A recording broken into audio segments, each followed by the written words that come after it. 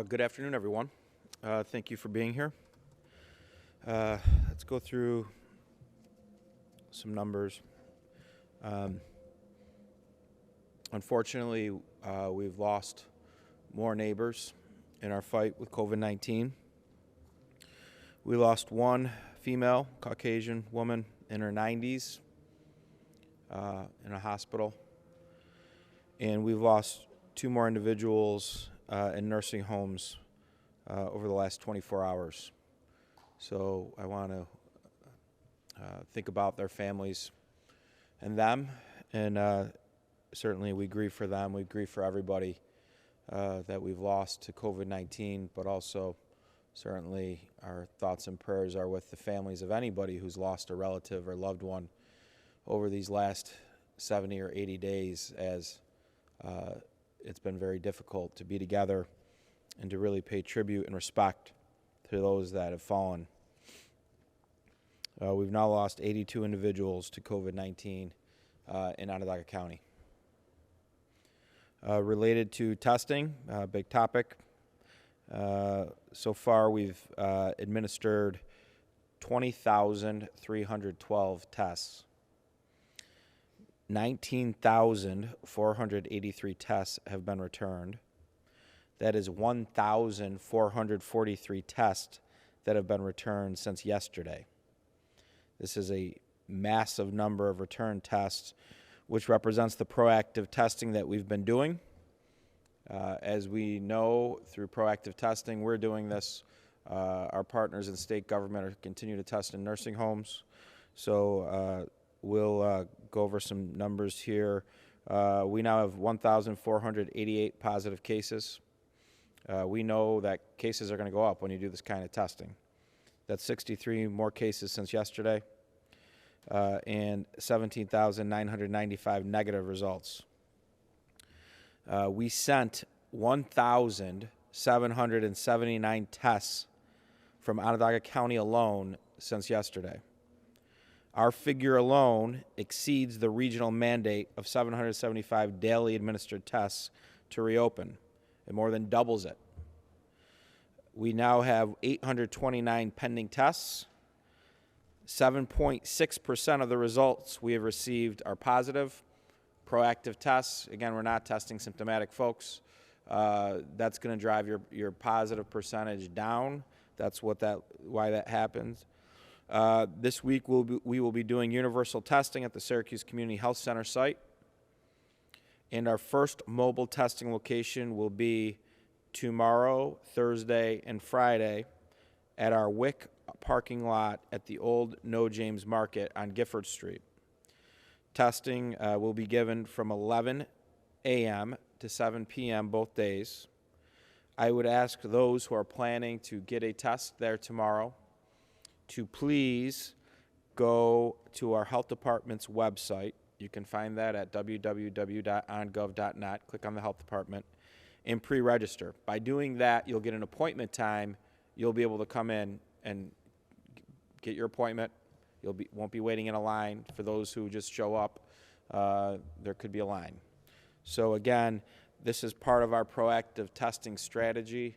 We're going into neighborhoods where we feel that we haven't gotten enough data related to testing. We have the Syracuse Housing Authority has a building right there as well that we're working in that building to get these folks there. And in addition to that, we still have the Syracuse Community Health Center open for testing for anyone who wants to get a test. Okay. Regional testing. Let me turn this over.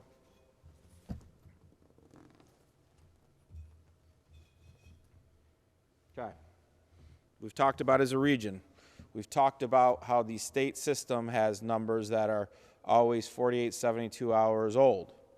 And we talked about how the state has agreed with us that for moving forward, because the proactive testing rules have changed, that on our results Monday and Tuesday would be used not waiting for them to hit the state system, but we certify that these tests have happened and where they have happened.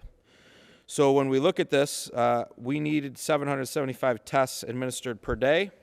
What we did in this chart here is we took from the state health department 5 days, what the 5-day average were from May 6th through May 11th. And then we did what we did over the last 2 days on Monday, 1,064. And yesterday, our region did a whopping 2,186 tests. You add this all up, the 5 days from the state system, the 2 days of tests that were done, 5,918, divide that by 7, 845, larger than the 775 average necessary for restart. So we believe as soon as this data is given, 2186 to the state health department has it now, state has it, that certainly the numbers speak for themselves. Today, we have another massive testing day going on in our region. We are doing, again, the Syracuse Community Health Center. You have your hospitals testing. We have our nursing homes now that have to meet mandates, and they're testing. So when you look at all of it and you add it all up, we will have well over 1,000 tests done today, maybe even approaching 2,000 tests again. So we have met our goal. We have met our mandate. We have proactive testing and nursing home testing moving forward. We'll continue to meet the mandates. But if you just look at the numbers, Cayuga 193 yesterday. Cortland 111 yesterday, Madison 17 yesterday, Onondaga 1,779, almost tripling our mandate for the region. Oswego 86, 2186 alone yesterday. And so we're really, on the 7-day average, we are 70 tests over what the minimum is now. Looking at hospitalizations, we have 56 individuals in the hospital, 2 more than yesterday. Represents 9% of our active cases. We have 15 individuals in critical condition. This is 1 new person who's in an ICU. This is 2% of our active cases. So the percentages are actually very stable. The numbers might go up 1 or 2 or down 1 or 2 a day, but certainly they've remained stable. Let's think about our folks who are in the ICU. These are the folks who are in really tough shape. And hopefully, let's say some prayers that they get through this fight with COVID-19. A little bit more information on those who are hospitalized: 42 Caucasian, 10 African American, 3 of another race. 1 individual has not shared their demographic data with us.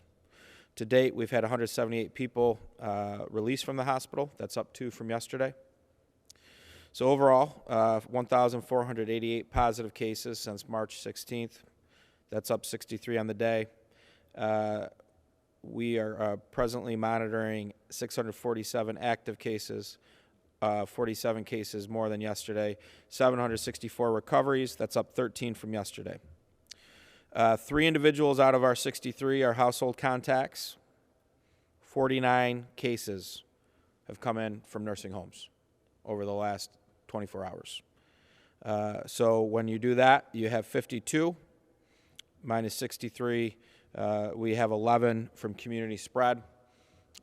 Out of our new 7-day average, we track community spread very closely. That's the indicator of the randomness of the infection in the community. Right now, in our next 7-day moving average, we're through 5 days. We're in day 6 right now. We're averaging 13 cases of community spread a day. Certainly, so far, so good related to this week, and certainly numbers that we are very comfortable with. We expect those numbers to go up with restart, just naturally, more people together, and that's why when we talk about restart, social distancing, physical distancing is critical to that. The rules don't get laxed. We're just allowed to get back the economy going again. We still need to be better than we ever have been for physical distancing. Related to our total active cases, well over 2/3 now are related to contacts and affiliations. We now have 1,596 people in our community in isolation or quarantine. CDC guidelines have changed as far as quarantine times related to isolation now. It was 7 days, no symptoms, no temperature for 7 days, you could be moved from an active case to a recovery. 14 days for a senior. The guidelines have now changed. It is now 10 days.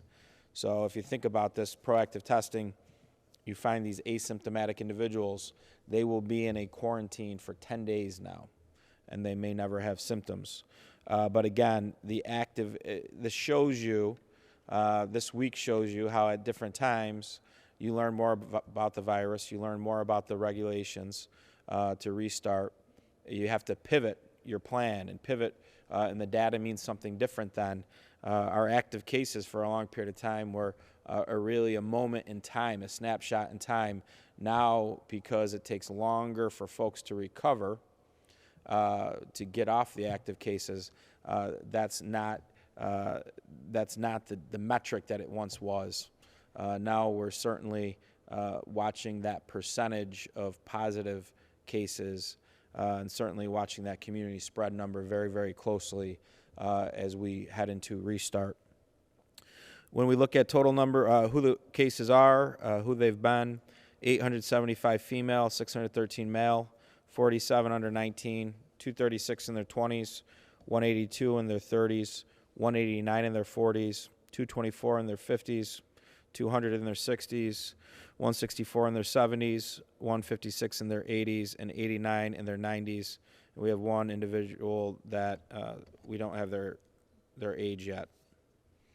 Percentage by breakdown, 19% are under 30 years of age, 31% are under 40, 44% are under 50, 59% are under 60, and 41% of our cases are over 60 years of age. Breakdown by municipality, 776 total cases, City of Syracuse, 345 recoveries. Town of Onondaga, 119 cases, 29 recoveries. Town of Clay, 118 cases, 83 recoveries. Town of Geddes, 82 cases, 23 recoveries. Manlius, 64 cases, 49 recoveries. DeWitt, 62 cases, 45 recoveries. Salina, 61 cases, 40 recoveries. Cicero, 54 cases, 33 recoveries. Camillus, 45 cases, 33 recoveries. Lysander, 30 cases, 26 recoveries. Pompey, 24 cases, 21 recoveries. Skaneateles, 15 cases, 14 recoveries. Van Buren, 15 cases, 4 recoveries. Marcellus, 6 cases, 4 recoveries. Atisco, 5 cases, 4 recoveries. Lafayette, 4 cases, 3 recoveries. Elbridge, 2 cases, 2 recoveries. Fabius, 2 cases, 2 recoveries. Spafford, 2 cases, 2 recoveries. And Tully, 2 cases, 2 recoveries. Certainly, we continue to talk about it with physical distancing, mask wearing. Certainly going to be a large part of restart, large part of what our normal lives will be for the immediate future. So let's accept that. Let's continue to do the good job that we've been doing as a community. The community spread numbers are very, very strong for a community our size. Certainly, that's a tribute to the work that everybody has done, taking this virus very seriously, and we'll need to continue to do that. Restart, I'll take questions on restart, but Upstate Triage Hotline, again, right now you can get asymptomatic testing, so this is really if you have symptoms and you want to talk to someone to help screen your symptoms. 315-464-3979. Our seniors, healthcare worker, and adult nutrition hotline, 315-218-1987. Again, this is for folks who have never really needed help before due to maybe a medical condition or from a timing standpoint, can't get to the store, need a meal, need help with groceries, certainly other types of items. Please call that line. We'll figure out a way to help you. Continuity of care, this will be important moving into phase 1, 315-446-1220. This is our Child Care Solutions partnership, where we are doing daycare slots for essential employees. Been a really, really strong program throughout this process, this pandemic. This program, at minimum, is extended through May and has slots available to folks that may be getting back to work next week. And 211 for social and emotional support. The only health effect of this virus is not getting sick with a respiratory illness. It has changed everything, and that has an impact. And it has an impact on addiction, has an impact on mental health, and certainly if people need help, please, please, please call 211 for social and emotional support. Questions? Ryan, I think you said 42 cases in one day from nursing homes? More. 49. All from nursing homes? Correct. The state of New York's been testing in nursing homes, all residents. I think what you see is they've started that. We've been talking about this for a long time. Very happy they're doing it. Then, in addition to that, the new executive order requires 2 tests, and it starts today. 2 tests a week. I think it starts today, either today or next week. But we're working with the nursing homes, and they've started testing. Are some of those staff then? All of the ones we're working with are staff. Related to the number we give with affiliations, yes, staff and residents. There may be some staff in that number, but I just know that they're affiliated. Anytime there's a nursing home employee and or resident, that positive goes to a nursing home affiliation. But that larger number suggests that there are maybe some facilities where they have some outbreaks that are almost out of control. Are they able to isolate people when they find positive? If a facility does not have its own COVID unit now in a nursing home, we have built up enough capacity in other facilities to take those residents so that they can get treated in another COVID unit in another building. But certainly there's no doubt the virus is in these buildings. There's absolutely no doubt. Do you know how many tests the 49 positives were out of? I don't. And we won't know those. We've finally got a batch from the state health department, but those aren't even in our numbers, right? Our last 2 days, right? They might have showed up in some of these numbers, and we just didn't know it. But the last 2 days, those tests at those facilities on the residents aren't even reflective in our total numbers. Based on your conversation with the state yesterday and your confidence that Central New York is meeting its testing requirement, I think some people expected the governor's numbers to reflect that in his presentation today. It didn't. Were you disappointed to see his numbers still? Well, I looked at the date on his presentation. I think it said May 11th. So when you look at May 11th, you're looking. I don't even know if these numbers were totally reflected in his presentation. I know these ones weren't. There's no doubt. These numbers into that average, these are the numbers, Andrew. These are the state's numbers. They're right here, right? That's their numbers. We even got Mother's Day in here, right? Mother's Day is in the 7-day average where we didn't even have our testing sites open. And then you add in this capacity, boom, math is math, numbers are numbers, 845 is bigger than 775. So I think the state's going to have these numbers tomorrow, and the data will tell the story. You expect the clearance to be tomorrow? I don't know. I'm under the assumption that this is a data-driven process, and the data is going to drive this. And you know what else is going to happen?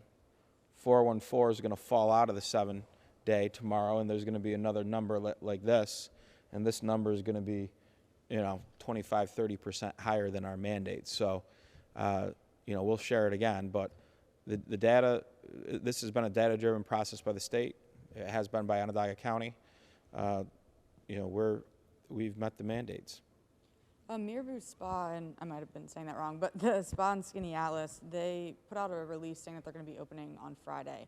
Can you kind of comment on that? And then also, are you concerned, kind of going off that some businesses will try to open under phase 1 that aren't necessarily approved to do so? Yeah, so if you're a spa and you're selling a retail product, you probably can open. If you're probably trying to give massages we don't know if you can open. We're looking for that guidance from the State Department of Health. That may fall under a medical type definition. That's where you see your foot doctor, your eye doctor, your dentist, many other doctors waiting for this guidance. We've been talking about that in our regional command group, saying we need this guidance.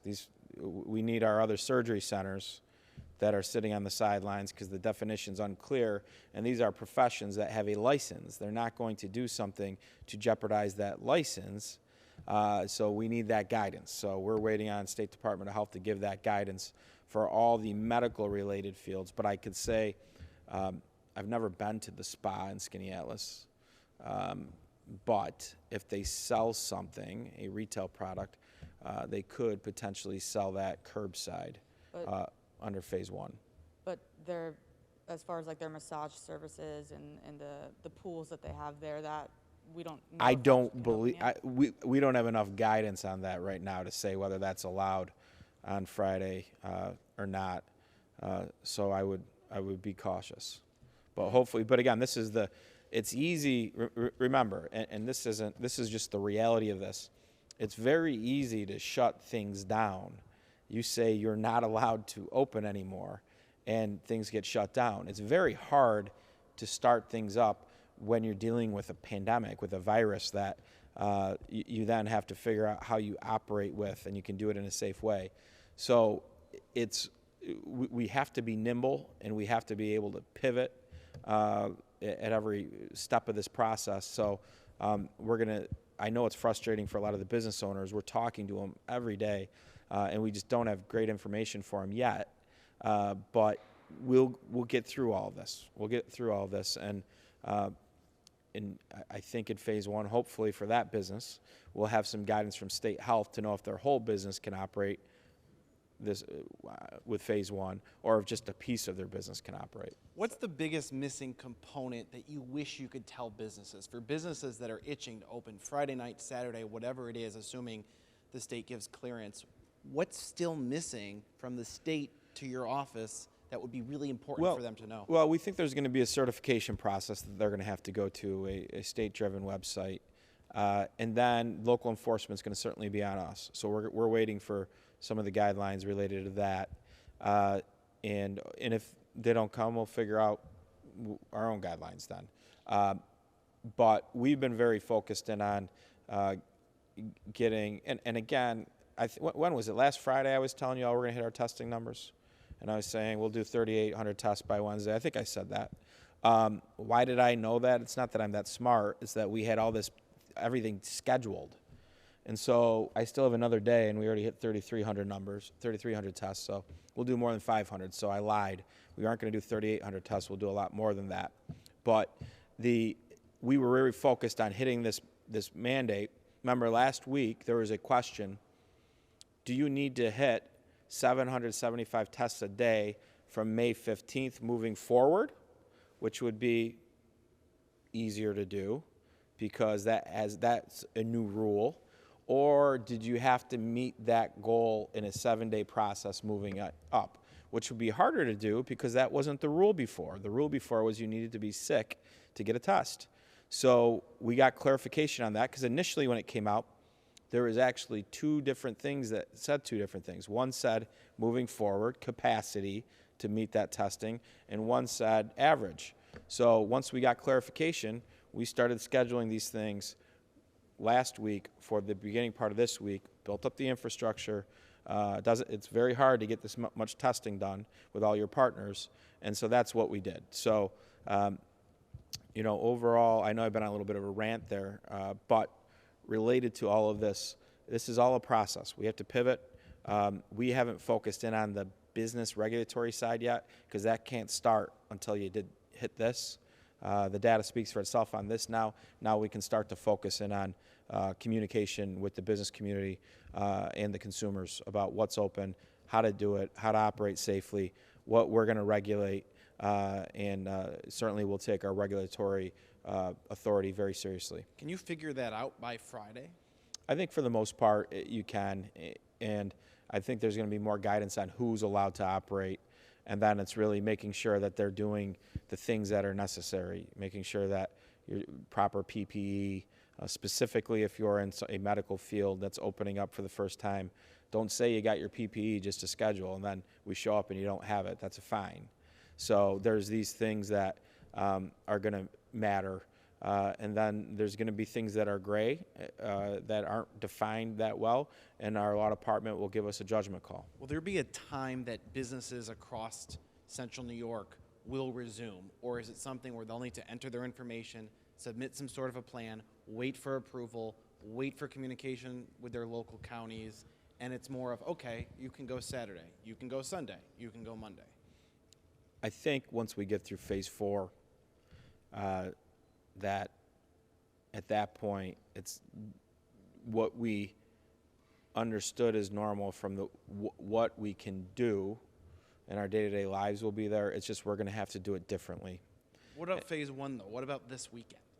Well, this weekend, look, there's going to be some sort of a test station online, and then you're going to open up, and then you're going to have to be smart and you're going to have to be safe, protecting your employees and consumers. Because I can promise you, if you're not, your employees will email us. That's what happens.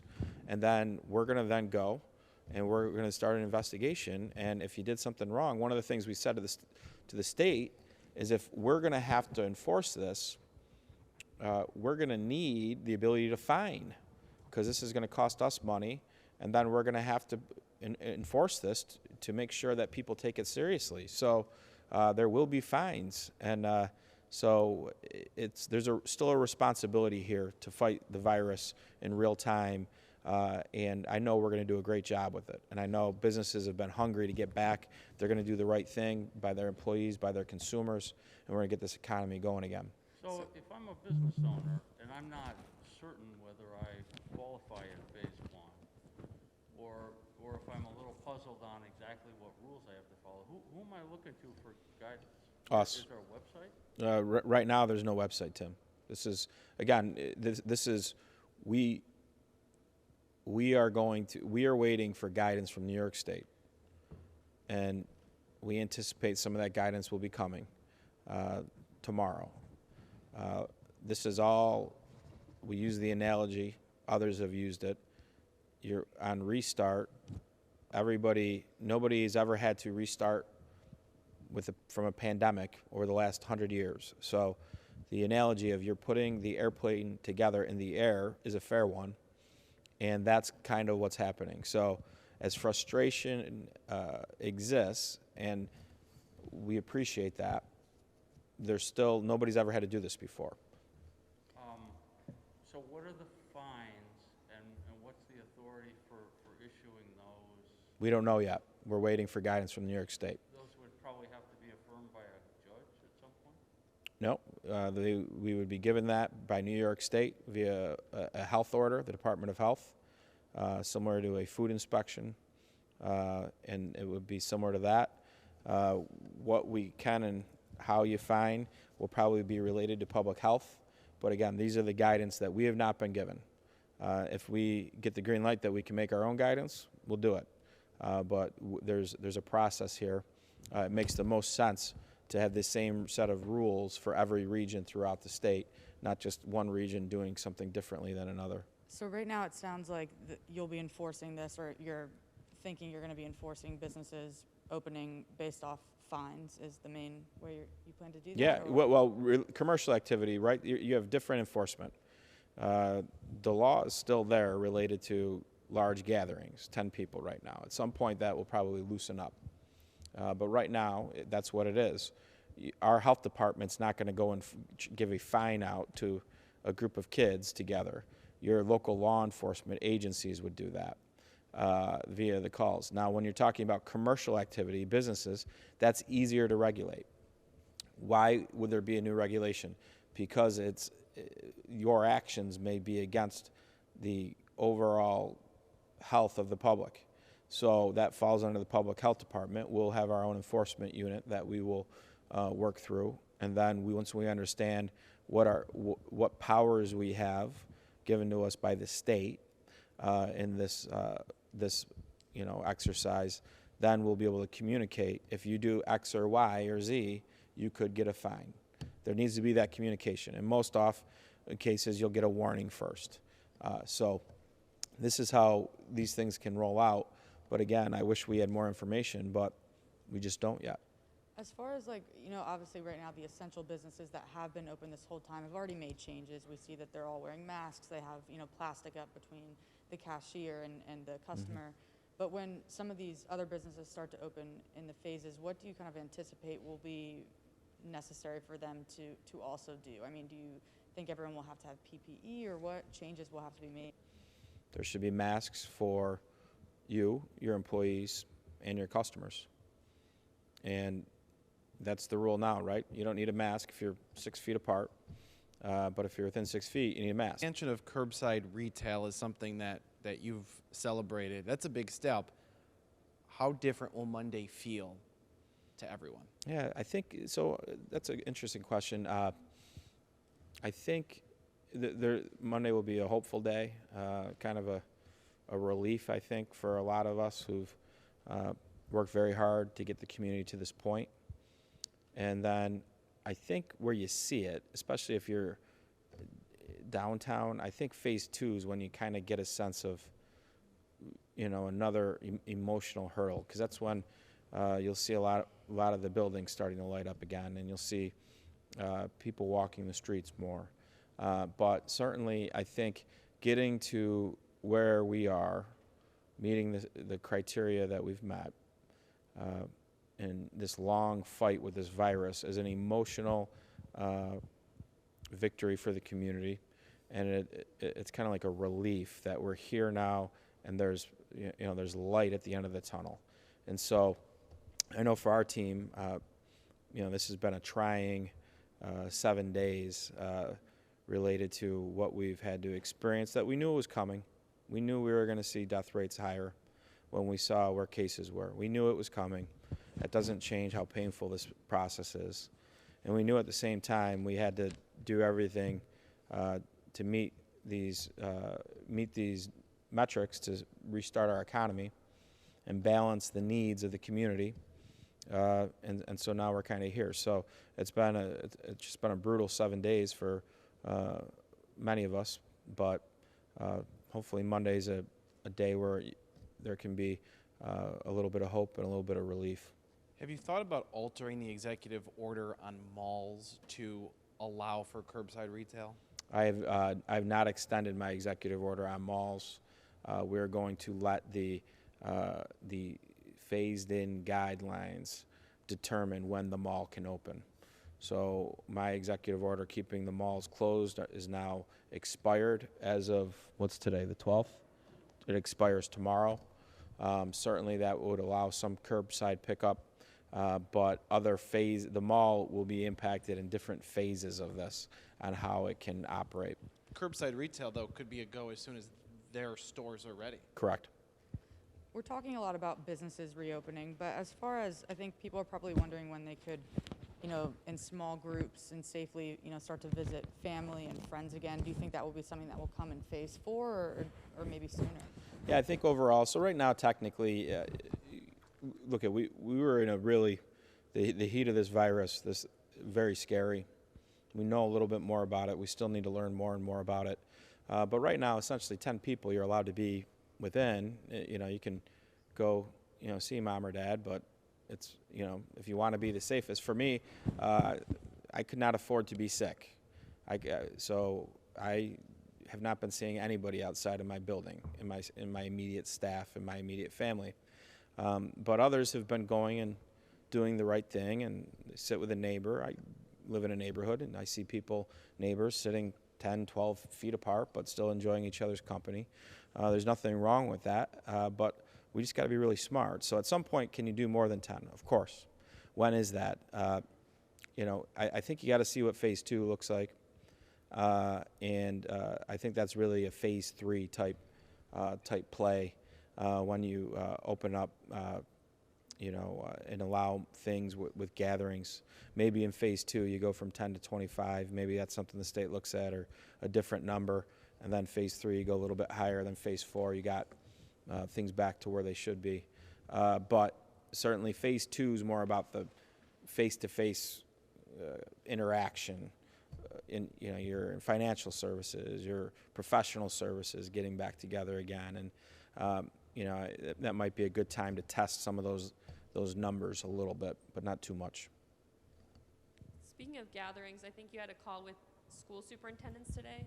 We What did. was the discussion about graduation and whatever else you talked about? Yeah, we talked about graduation, what that looks like potentially when.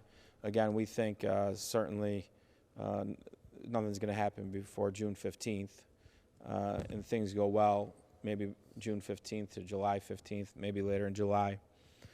We talked about what kind of facilities we have that we want to open up to them at a reasonable rate, so that people could be outdoors, or we talked about the ballpark. We talked about the amphitheater. We talked about Onondaga Lake Parkway. And we're going to work with any of our districts to try to do something memorable for our seniors at the appropriate time when it's safe.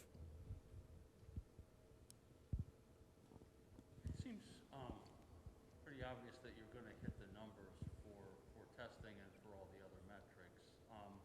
So is that like you pass the test and then you go and nobody counts anymore? No. If we fall behind on any of the 7 metrics, what happens? Yeah, I think that's when you have your, if you fall behind, that's when you probably can't go to the next phase. So certainly every day we can't do 2,000 tests in our region, but we will need to average over 775 on a 7-day average. And so what we are doing is our facilities are still open now to asymptomatic folks, but we're doing this proactive surge in different pockets. We're looking at other employees, frontline law enforcement. Talked to Mayor Walsh about maybe doing some things with some of his teams. But I talked to Chairman Knapp about going into the southern towns. Not a lot of cases in the southern towns, a lot of anxiety, haven't been able to test, now they can, but maybe we take our mobile unit to the southern towns. We have people asking us to take them different areas. We want to use the mobile testing unit in a strategic way.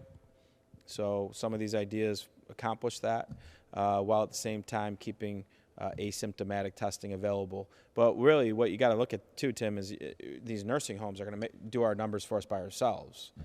Keeping enough tests available with the labs just to do the nursing homes is going to be a huge challenge for our emergency management team, and one that we're coordinating, because if we fall behind, we can't afford for anything to happen in these buildings. But your understanding is if something happens, the hospitalization rate, if for any reason we suddenly aren't passing a metric, we don't go back to what we have now. We just get locked in phase. Yeah, you're in phase 1 until you get out of phase 2. Phase 2 till you get out of phase 3. There's no going backwards unless something horrible happens that everybody feels we got to go backwards. And so, but yeah, so your command team, and it's really our data, right? Our data for our region is going to drive this whole process, and so we really drive the information to your command team with our other counties, and they're now doing a lot. My partners in Cayuga and Cortland and Oswego and Madison have been stepping up their game testing. I mean, Cortland gave us 111 tests. I mean, you know how many tests that is for Cortland County? It's a lot of tests. So we're going to need them to continue to do that. But some of them have nursing homes as well, so that will produce numbers. But yeah, we're not going to fall behind on this number. We're going to be far ahead of it. This was part of our strategy anyways. It's just now we know the number that we have to meet, so we have to be more aggressive than what we were. The testing twice a day is a state directive, and nursing homes fall under the state. Yet the county has to step in to provide test kits. Yeah, and we're going to get some of those from the state. We're going to ask the state for a lot of them. But you can't, remember, our communities vulnerable are in these buildings. The regulatory agency is the state of New York. Assisted living facilities, which fall under our purview, are also under this mandate as well. So we have to make sure that they're meeting their mandate so that they don't run into regulatory issues, and we got to figure out something bad happens, the state has to come in and take over a building, because that might fall to us then at that point. So we need to make sure and help them get through this.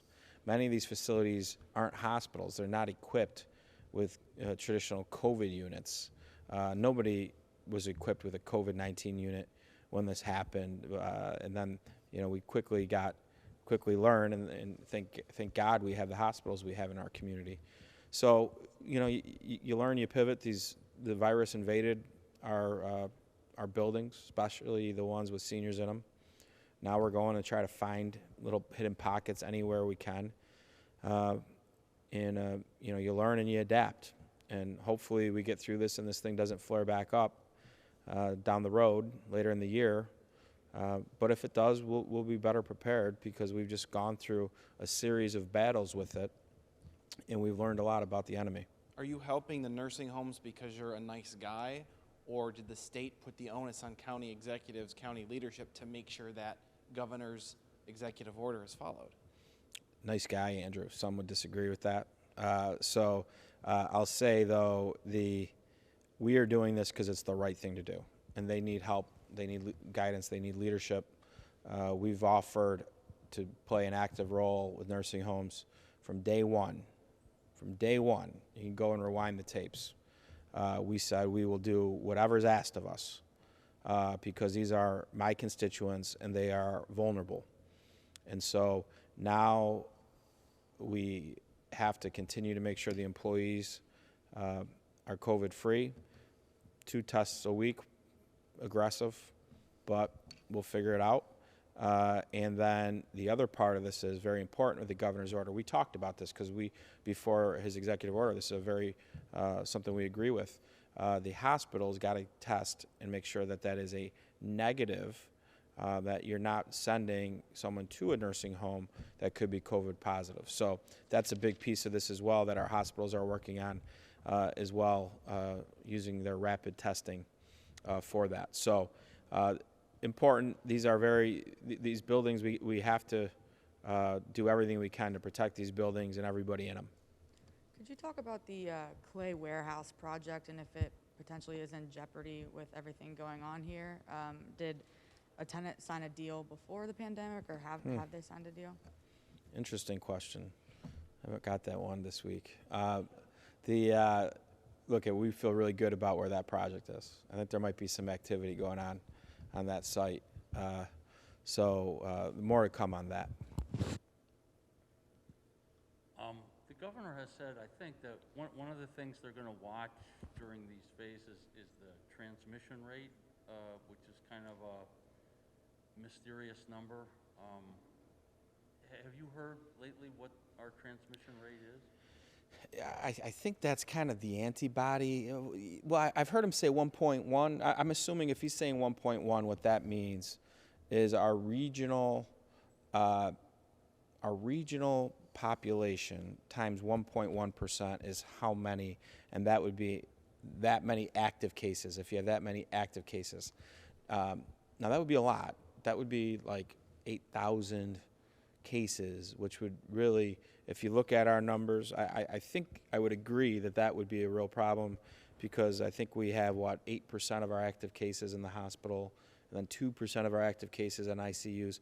I would assume those numbers would hold true, and that means you would have 800 people in the hospital, right? We'd probably be in big, big trouble. So I think that's what the governor's referencing, and we would agree if that's what he's talking about is the issue. I've heard him talk about antibody testing again. Antibody testing gives you a broad stroke of maybe those who have not been directly sick. At one point, I think a week or so ago, Central was at 1.9, second best in the state, behind North Country, but we're much denser than North Country, so really, compared to our peers, the best in the state. That's good for us now.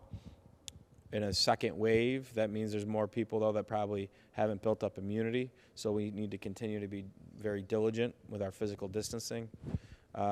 whereas one could suggest in a second wave, the communities that have been ravaged by this, our friends in Long Island and the Hudson Valley in New York, might be a little bit better shape with immunity.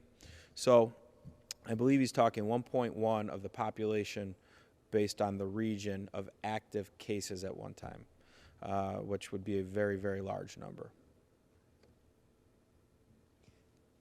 Has the state health department seen these numbers now?